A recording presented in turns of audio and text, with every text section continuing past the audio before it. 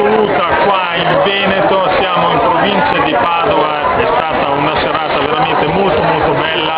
Gli ospiti d'onore di questa serata erano gli Alta Marea, Veronica e Alessio. È stato un onore portare Luca Veneziano e tutto il gruppo qui nel Veneto, insieme con noi con la regionetta non è la canzone.